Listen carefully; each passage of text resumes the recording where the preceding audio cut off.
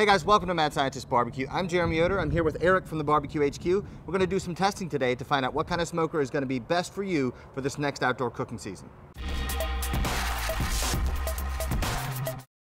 The three smokers that we're going to be using today represent the three basic kinds of combustion that you find in a backyard barbecue.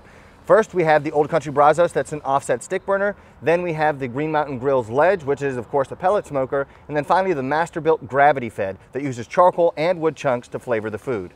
Now, I've done a similar test to this in the past where I used a Franklin offset smoker, a Weber Smoky Mountain, and a Traeger to do a comparison when cooking brisket.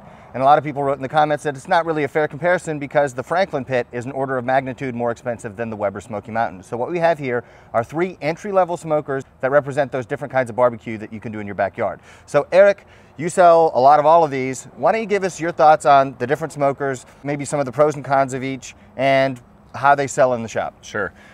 These three are probably been our best sellers over the last few years. The Old Country Brazos really kind of needs an introduction. It's an offset cooker.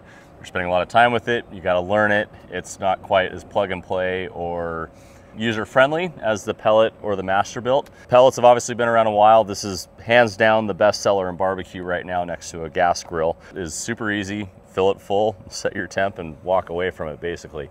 Now the Masterbuilt, this is the first digitally controlled, I guess, stock, because plenty of us in the past, like I've had Stumps and Backwoods, the Old Country, you can run a digital controller on those as well. But this is the first one that was integrated with the digital controller, as well as had high heat capabilities. Right. Most gravity feds are 300, 325 at best, just because of the grease management in them. So they kind of did a little different of a baffle design that allowed them to get higher heat.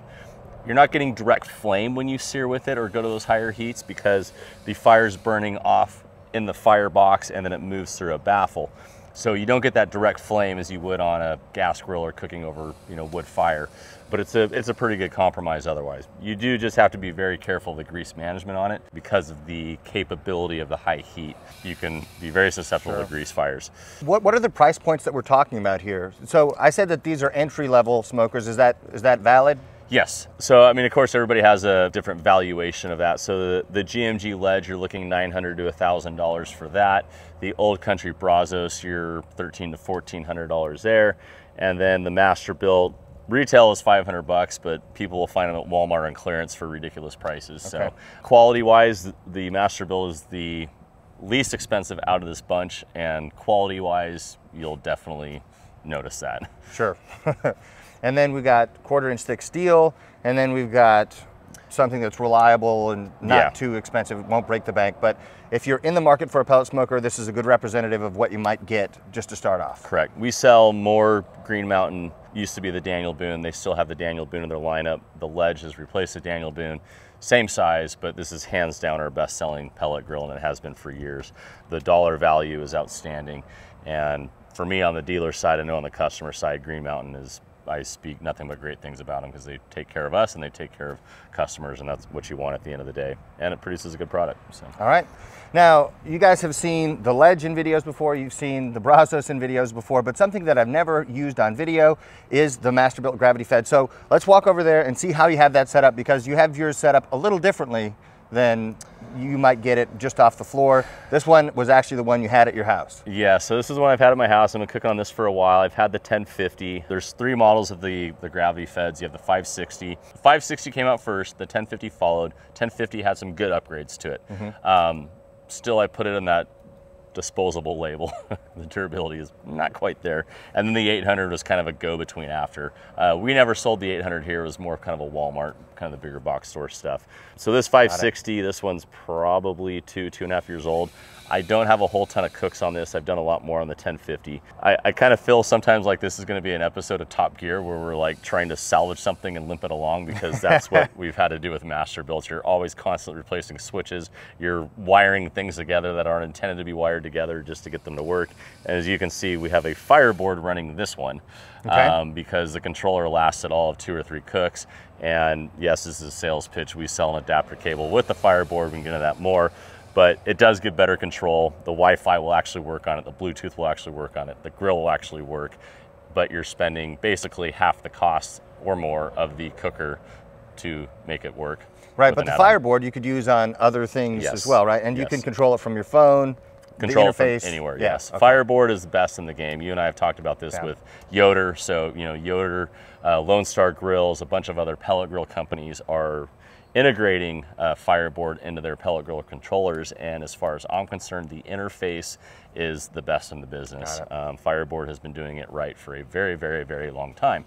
One of my favorite features is it actually ties in with Alexa. So nothing better than asking Alexa what the temperature of your meat is. Oh, excellent. And getting a fun response from that. So what we're gonna do for cooking is we're gonna do a rack of ribs in each of these. The reason is simple, because it's a relatively short cook, and I'm gonna be managing 3 smokers out here. And then Eric is gonna do a blind taste test for us at the end. So he won't know what any of these looked like when they went on, when they came off. It'll be truly blind, and then he's gonna give his thoughts and impressions, and I'll probably try some too, and if there's anything that's a really stark contrast among them, I'll let you guys know. Hey guys, I wanna thank today's sponsor, Bosley. If you're like me, you've seen the Bosley commercials on TV for many years, and the reason they're still around is because they're extremely good at what they do. Many men will experience hair loss throughout the course of their lives. I know for both of my grandfathers, they had significant hair loss. My dad had significant hair loss, and so it's something that I thought about. You know, I'm starting to get some gray hairs. That doesn't bother me, but if I start to lose my hair, I know I'd want to take some action to correct that.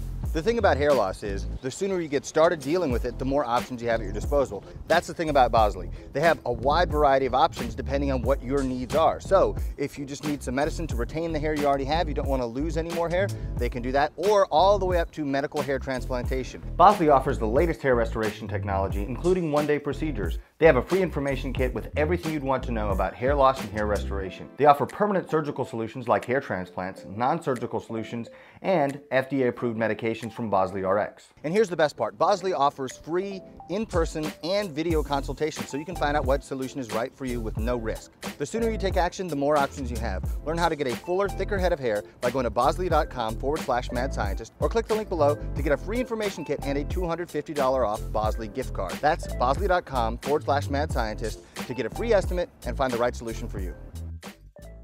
Before we can put the ribs on, we have to light these smokers up. For the Old Country Brazos, the process is pretty simple. The easiest way to do it is to get a chimney full of really hot charcoal, dump it in the firebox, add your logs, and you're ready to go. Yeah, so in the Brazos, even though they come standard with a firebox grate for the bottom, we actually took that out and we're cooking straight on the bottom. That's what I do. Both of us agree that it definitely improves the burn process with it. One thing to note, I know you've mentioned this before, but this gauge, you have to kind of compensate about 25 degrees because it's up so high, it's gonna read a lot cooler than what it is because of the baffle that's in the standard Brazos configurations. Modifying these does help a bit, but they also do cook pretty dang good without any modifications on them. Yeah, so in terms of getting something that's a 1/4 inch thick and getting something that will cook really good barbecue, I mean, if you want an offset smoker, this is the best value there is, I think. Absolutely, I agree with it. Even the Pecos, like we sell a lot of the Pecos, it's about half the price. You're just gonna get a lot more durability out of the 1/4 inch still, obviously. I mean, these things will last almost a lifetime. They're that good. Right. Now, let's talk about the Green Mountain grills. Yes, so for people that like sleep, we'll move on to these two. Now, Eric, for the very difficult and laborious process of getting this pellet grill started, how do you do that? So, well, first things first, make sure the firebox is clean. A lot of grills do have good clean outs in them now, so this you can just hook a vacuum to it when it's cold. That'll suck the ash out of the fire pot. Then yes, I turn power on, set my temperature, fill the hopper full of, today we got knotty wood plum in this, but fill the hopper and walk away. Sounds good. I love it. Now for each of these, we're trying to give it its best possible chance to make really good barbecue. For the offset smoker, we're using white oak, which is kind of one of my favorite woods to use. For the pellet smoker, we're using knotty wood plum, which is my favorite pellet. And then for this, I don't really know how to set it up, so I'm gonna kick it over to Eric and he's gonna show how to get it running properly. Sure, so our startup process is pretty simple with this. Right here is gonna be your hopper, and then down below is basically the ash bucket, and that also gives you access to light this. You'll start off by putting lighter cubes in there. The Kamado Joe ones, because Masterbuilt and Kamado Joe are one and the same, their cubes work perfectly in there. The Weber ones work in there. It's a really narrow profile, so you gotta be mindful that not everything will work. Right. You could also light a chimney if you wanted and dump a chimney down in there to get that going. That will also work, but they designed this in mind that you can pour the charcoal in the top and then use their little bracket to light it from underneath. So the way I do it is I will put a little bit of charcoal in there, get that lit, and then I will add a few chunks, more charcoal, a few more chunks, more charcoal. Once we light those, both the doors will be open. So this is your firebox door, and then this is the hopper door. Both of these will be open to light it. It takes about 10-15 minutes for it to get up to temp. The way I check is I hold my hand over, and as soon as I start feeling heat, I know I'm good to go. I will close these up, and then I will initiate the controller from there to the temperature. And once this takes off, it will go from ambient temperature, so today 80, it went from 80 to 225 in like 3 minutes. It's crazy how fast it is. 2 questions for you. Do you have to use briquettes in this, or can you use lump? No, you can use either or. So briquettes will burn hotter, so they don't have as much duration. So I like the Fogo Super Premium if I'm going to be doing a longer duration smoking cook. If I'm going to do high heat, I will use briquettes. The only kind of exception to that is the Jealous Devil Max briquettes, because they're so big. Those actually do really, really well for duration too. But for the most part, I like the Fogo is kind of my go-to for the lump. The Super Premium. You can also use the Premium in here for a little bit more consistency. Sometimes it's hard to tell if because the Super Premium being smaller and the briquettes pack down longer, if you actually get more time out of the hopper, because of the density. But I think overall this to me, on anything I use lump for, Super Premium is my go-to. Gotcha. And then the other question I have is, as it relates to this fireboard. So you mentioned that Yoder and I think Lone Star Grills have it so that these can be integrated into their system, but you didn't say that the Masterbuilt does. Is this something you rigged up, or? Yeah, so that was born out of necessity, and with that, like I'm such a big fan of fireboard. All of anything that is charcoal driven, I put a fan on, and I love using the fireboard for control. Helps me for data logging, and if you look at my fireboard account, I mean, I've been using fireboard for 6-7 years now. I have thousands of cooks logged into that. I make my notes and all that stuff. Because when I started cooking barbecue, I had a log of everything that I did, and I just transitioned that over into a digital log. So it works great. And now with their new Spark, like Instant Read, that will log those instant read points and things like that. You can take pictures, drop all that stuff into the timeline. So I use this pretty heavily. But the reason why I had to go to here is after the second cook, that controller stopped working. I was never able to get it onto to connect to Wi-Fi properly, to do a controller update, to get the thing even like really off the ground. So like immediately I went ahead and started wiring that thing in. So yes, we sell an adapter cable for the fireboards. We sell a kit for the fireboard. The downside is you're spending $250 on a maybe $500 piece of equipment. But the upside is it works properly. Yes, the upside is it works amazing. You can buy this from the shop here? Yeah, so we sell that online. With us, you can buy the cable, or you can buy the package of the fireboard drive. So if you jump into the fireboard realm, the standard fireboard doesn't have the drive capabilities, and the drive capability is what allows you to control a fan. Got it. And then you have the fireboard drive is what we're using here. This is the fireboard 2 drive, I should say. This is the 2nd generation. And then there's also the fireboard Pro, which has a K-type thermocouple. This has 6 thermocouple ports or thermometer ports on it. The Pro has only 3. It's a little bit more, but that's for the guys that are really serious about that accurate, precise temperature. So yeah, so the way this is configured is we have one probe off of the fireboard that's running in, that's measuring the grill temperature. If we were gonna be doing a pork butt or something and I want to measure food temp, we can run that in there too, and of course that takes care of it. These Masterbuilt, sometimes you're splicing wires together because there's door switches that melt, and you really, it's supposed to be more simple than a pellet grill, but the component failure rate on it is pretty darn high, and Masterbuilt at times is not the best at taking care of customers, especially during COVID. There was supply chain issues, so like I said, unfortunately this becomes a necessity to move your cooks along.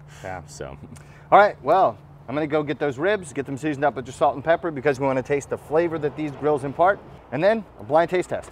Okay, I've heard a lot of talk about gravity fed smokers. Now, you said that there's some kind of quality control issues and the components fail on this. Why are people so jazzed up about gravity fed smokers? So I think especially this gravity fed, like you and I, we've cooked on the Old Country gravity fed, and I've always run controllers on my gravity feds.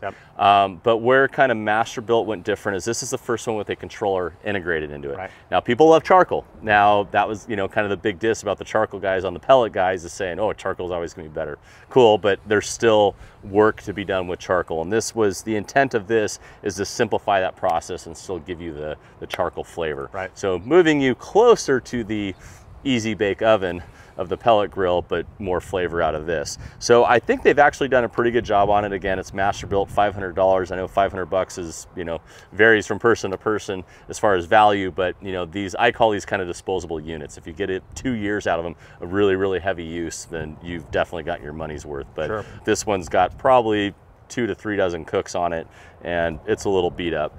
But I think we're gonna see a lot of newcomers to the game with this. Char Griller has a gravity fed with a digital controller that's coming out, or sorry, that's already out and is gaining popularity. But what this kind of sets apart from all the gravity feeds of the past is this is capable of high heat. You can actually grill on it. Now you're not getting direct flame so much because the fire is occurring here and it blows across a baffle here with the built-in fan. But like I said, we've used the Old Country. I've had stumps, backwoods. I've had a whole, probably half a dozen different gravity feds through the years, but I like them. You just can't take them above 300, 325 degrees because of the grease management and things like that, but they work exceptionally well. What kind of temperatures can you achieve with this thing? I've had this thing up to 700 degrees. And pretty warm. Yeah, it starts warping and popping and making noises and doing all sorts of stuff at that temp. And people, because of the way the baffle is on this, you will get grease and droppings accumulated on that baffle, and you take it up to 700 degrees, you got to make sure that baffle's really clean or you're going to be, you know, exposed to a grease fire pretty quickly. But all in all, I think it's a great concept. I mean, they cook well. I like them. A little bit more work than a pellet grill, and especially when you got to make mods to it to keep it limping along, but you know, it still turns out a really good product. So. Okay, so it's a good idea.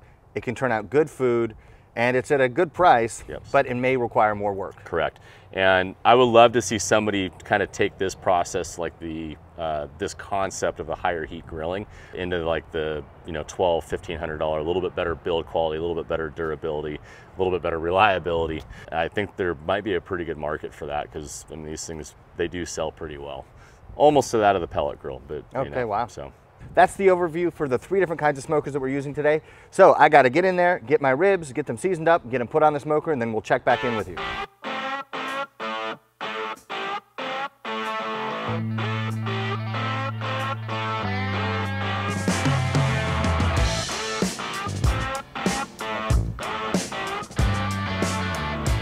Okay, the ribs are on. They've been on for a few hours, and I just took a peek, and they are looking really, really good. So we're getting good color on all of these smokers. So I expected good color on the master built. I expected good color on the offset, and surprisingly, I'm getting really good color with these knotty wood pellets on this pellet smoker. So I've never used them to cook pork before, so I'm really pleased with that. Overall, the darkest color is on the offset smoker. It's not a huge shock. The lightest color is actually probably on the master build. So it remains to be seen whether or not that color is going to be a direct indicator of how good the smoke flavor is or how much smoke flavor is present. So we're going to keep going. I'm going to wrap those in a minute. We'll show you guys that. I'm going to do my standard butcher paper with some lard wrap because that's my favorite way to do ribs. So we're gonna finish these guys off, and when we're done, the taste test is gonna be the ultimate decider about what kind of flavor we can get on each one of these grills.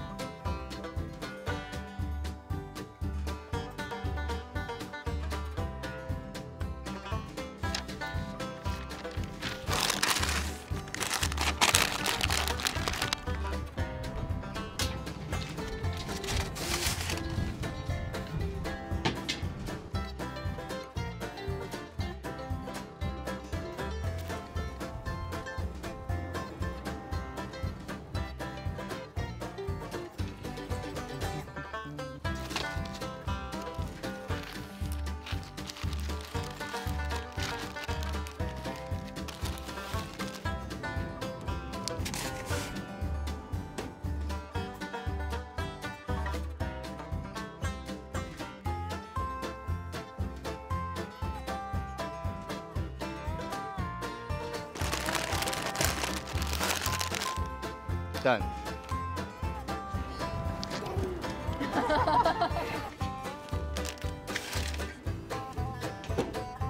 And now we just wait for tenderness. I got you, Daddy. Woo! All right, the ribs finished up, and so I pulled them off and we're letting them rest for a little bit. I'd like to let them rest even a little bit longer, but the show must go on. And what we're gonna do is I'm gonna cut a center rib from each rack and then place them on this cutting board, labeling them 1, 2, and 3, so Eric doesn't know which one is which. So, Be very, very quiet. I'm cutting ribs.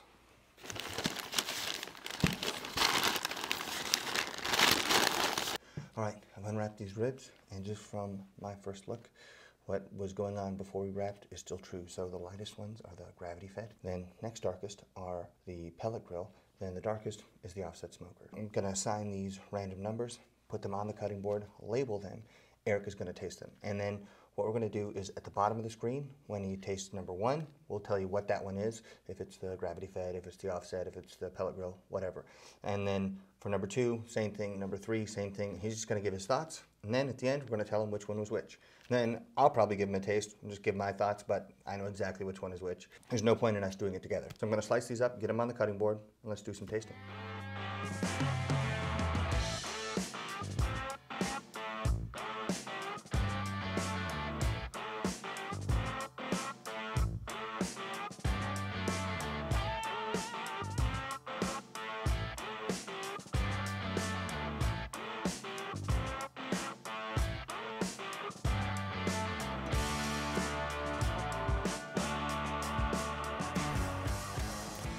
All right, I changed my mind. What I'm gonna do is at the same time Eric is doing the tasting, giving his thoughts, I'm gonna taste alongside him, so that way I don't have to do it separately at the end.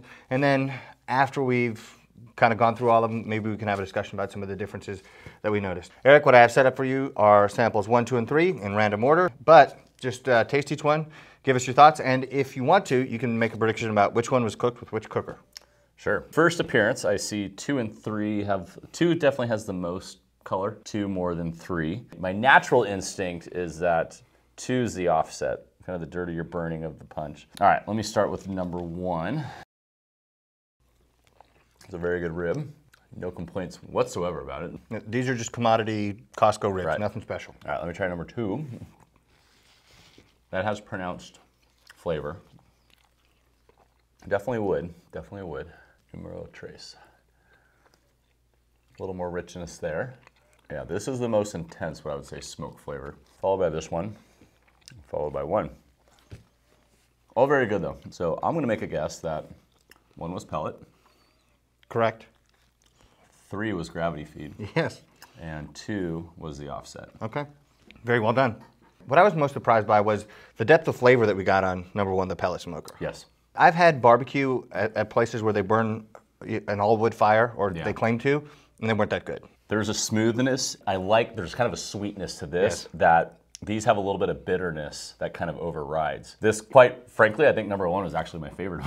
Okay. Number 3 with the gravity feed was pretty close. Number 2 is just a little more smoky than what I, 1, I think either my palate, but 2 is, there's a little bit more bitterness into that. I agree with you about the smoothness, but I like the richness of smoke flavor that you get with 2.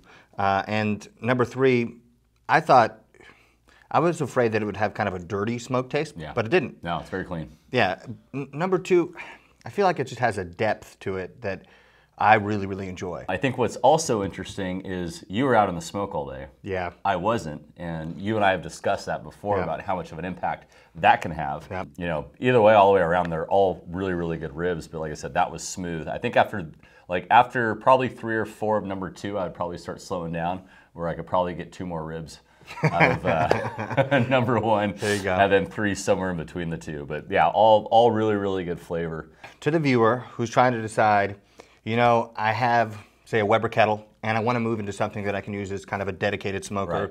I don't have to use the slow and sear thing and separate it. Something that really does the job of a smoker. And they have to choose between these 3 because you kind of have an entry-level pellet, an entry-level offset, and an entry-level charcoal wood chunk mix. So you could go with a Kamado and spend a lot more money than that, but we're talking about the kinds of combustion here. Right. So how would you advise that person when making that decision? Well, now it's interesting, like 3, I didn't get any just flat out charcoal taste. Oh, neither did to I. it. So part of that could be FOGO. You know, again, I think the large majority of users out there are still using a big box store charcoal. Yep. Nothing wrong with that, but in my opinion, they tend to be a little bit dirtier in that flavor. Yeah. A little more of that intense charcoal, whereas FOGO, Jealous Devil, Rockwood, the higher quality charcoals, I notice less smoke or charcoal intensity, but more richness, kind of like this. So if that's what you're looking for, you're going after that. And as far as like the Masterbuilt, if higher heat, in my opinion, the Masterbuilt does higher heat better than what the Green Mountain does. Green Mountain has less direct heat on it.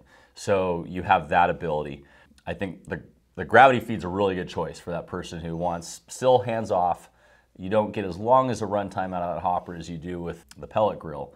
But I think somewhere in between the offset and pellet, I think you're getting the somewhere in between taste and also the somewhere in between effort, well, and more even so on the pellet side. If you have the time and you want to play with it and learn the art, the offset is always a really, really good choice. But like for me, I know probably even for you, you're a busy guy as well, you know, the amount of time that it's easier to go use the pellet or like a gravity feed versus the time spent on an offset.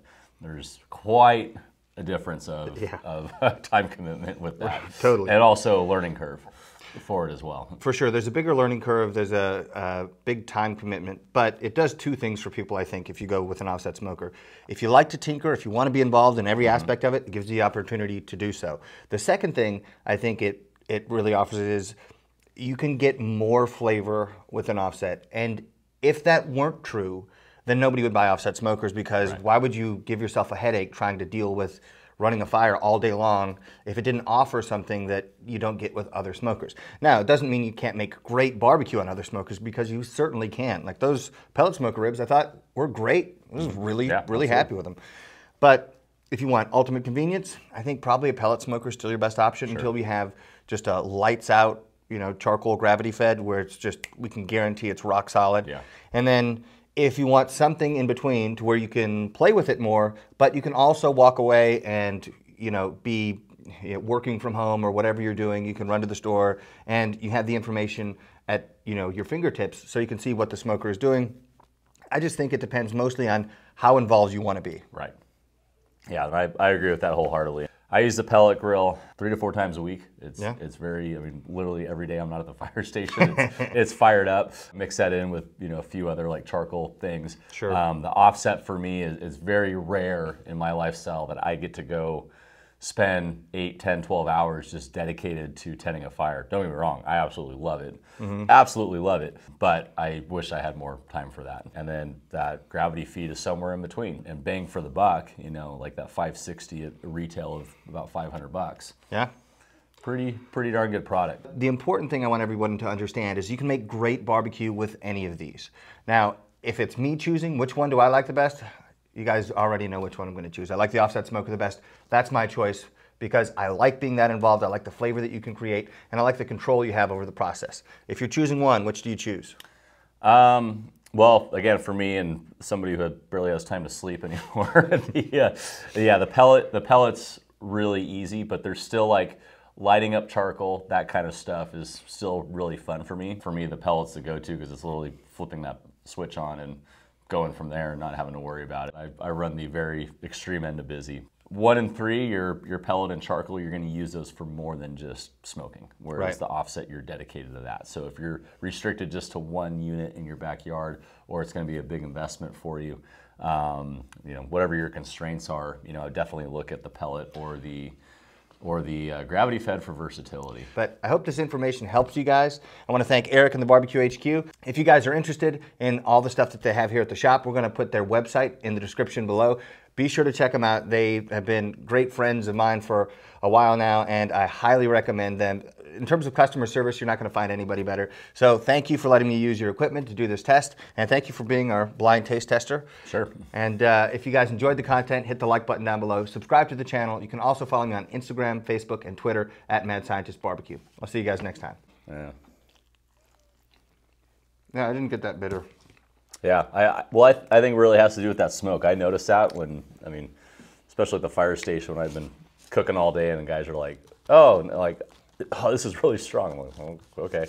Don't tell me which one is which. There you go. Try it. It's so good. It was good.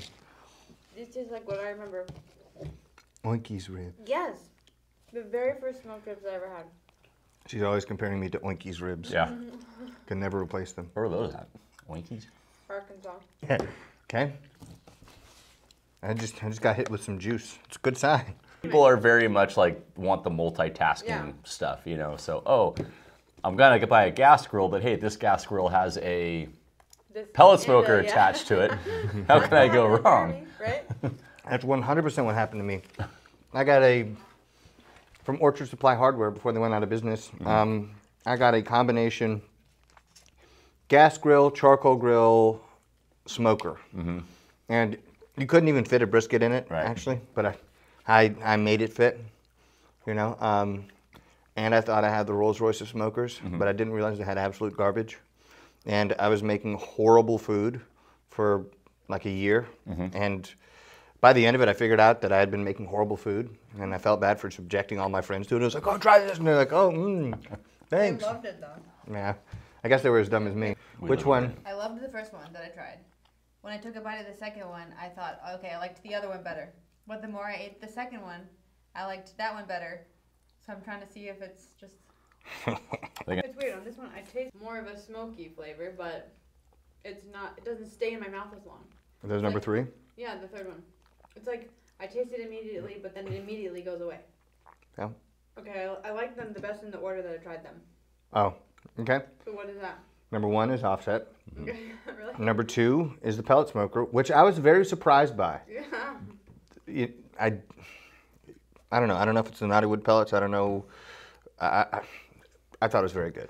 So I think it is those pellets, like that little bit of sweetness, and I wasn't like trying to go too crazy on it, but I totally think like that's what I've noticed about those plum pellets. There's just a sweetness and not offending, and that's what I think was so interesting in our pellet test, where I think people were like, they were taken back because I think everything else was so kind of blah. I mean, not blah, but it was just everything else compared to that was low key, and that's what I keep noticing with the naughty wood. I keep picking up that, and I don't know if it's just the plum in general or I don't know. It's not overblown. It's not taken to 10. Yeah. It's just really nice. Yeah. You just want to keep eating it. It kind of saturates on you a little bit. Yeah. Like, and that's what I've like. So for me, like chicken thighs on the pellet grill is still like when I competed. Like I used different stuff, but I always went back to chicken thighs on the pellet grill because it was like a really, really smooth, clean, not over smoked. It was just good, like kind of that richness. And I feel like it brought the sweetness out a lot more, like out of chicken. And it was interesting, like the remarks I would get from judges and people as I was like prepping comp wise, like you know,